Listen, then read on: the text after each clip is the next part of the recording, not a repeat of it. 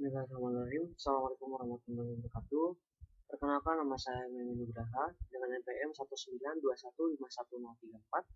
Di sini perkenalkanlah saya untuk memaparkan proposal mengenai analisis kemampuan berpikir kreatif ditinjau dari kebiasaan belajar siswa untuk memenuhi tugas salah satu mata kuliah, yaitu Seminar Pendidikan Matematika yang diampu oleh Bapak Dedi Nurjamil, Magister Pendidikan.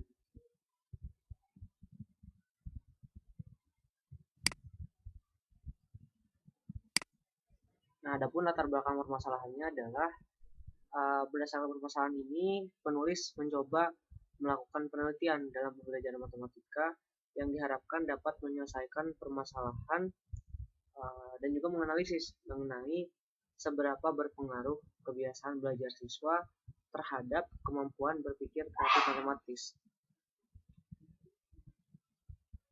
Adapun rumusan masalahnya adalah bagaimana kemampuan berpikir kreatif siswa pada sekolah menengah pertama negeri 1 Raja Polah.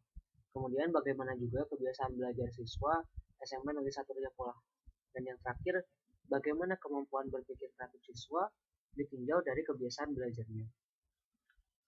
Adapun definisi operasionalnya, kemampuan berpikir kreatif matematis merupakan sebuah proses yang mengembangkan ide-ide tak biasa yang menghasilkan pemikiran atau produk secara pasti dan fleksibel dalam pemecahan permasalahan matematika yang nantinya dapat bermanfaat dalam penggunaannya.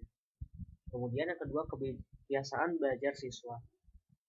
Kebiasaan belajar merupakan perilaku belajar yang terbentuk pada diri siswa bersamaan dengan proses belajar yang dilakukan karena siswa mempelajari dan mengamati dari lingkungan sekitarnya, bukan bakat yang sudah dimiliki siswa sejak kecil. Problem based learning. Apa itu problem based learning?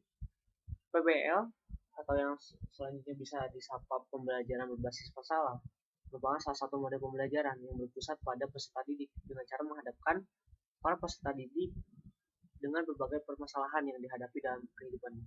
Dengan model ini, peserta dapat sejak awal berhadapan dengan berbagai masalah kehidupan yang mungkin akan ditemui kelak setelah lulus dari bangku perkuliahan atau bangku sekolah. Kemudian ada open-ended, adalah pembelajaran yang menyajikan suatu permasalahan yang memiliki metode atau penyelesaian yang benar lebih dari satu. Adapun tujuan penelitian ini adalah mengetahui kemampuan berpikir kreatif siswa, kemudian mengetahui kebiasaan belajar siswa, dan mengetahui kemampuan berpikir kreatif yang ditinjau dari kebiasaan belajar. Adapun manfaatnya yaitu memberikan wawasan dan juga pengetahuan kepada peneliti sebagai calon pendidik untuk mengetahui dan mengidentifikasi bagaimana daya pikir kreatif siswa ditinjau dari kebiasaan belajarnya. Kemudian bagi pendidik sebagai tambahan pengetahuan terhadap pengaruh kebiasaan belajar siswa terhadap kemampuan berpikir kreatif, dan bagi peserta didik yaitu diharapkan dapat lebih termotivasi untuk lebih giat belajar dan membangun kebiasaan belajar dalam meningkatkan kemampuan berpikir kreatif matematis.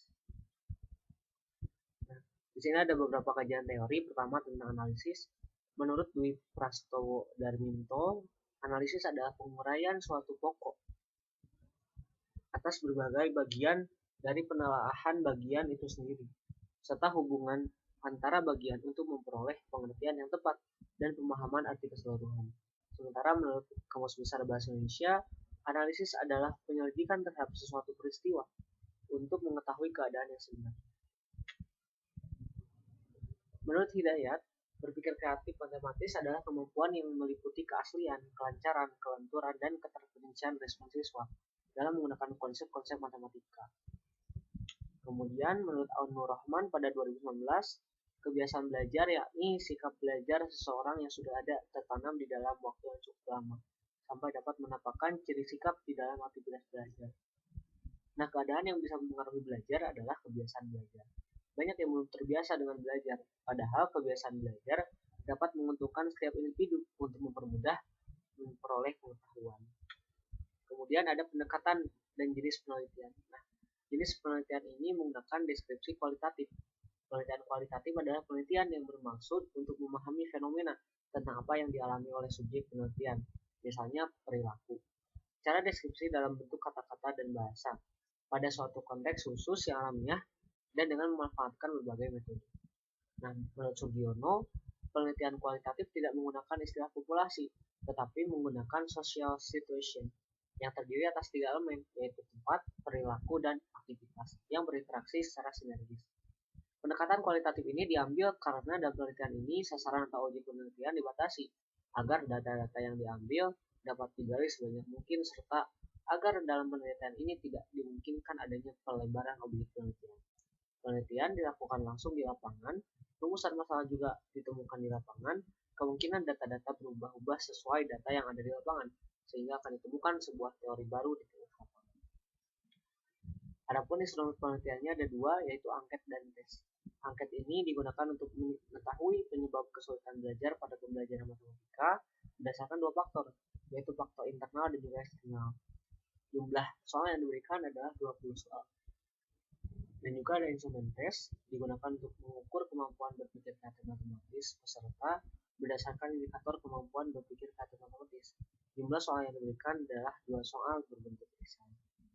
Waktu dan tempat pelaksanaan penelitian yaitu dalam rentang waktu bulan Maret sampai bulan Mei 2022 yang bertempat di SMP Negeri 1 Raja Polah.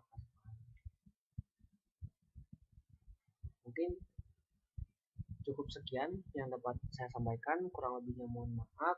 Terima kasih atas perhatiannya. Wassalamualaikum warahmatullahi wabarakatuh.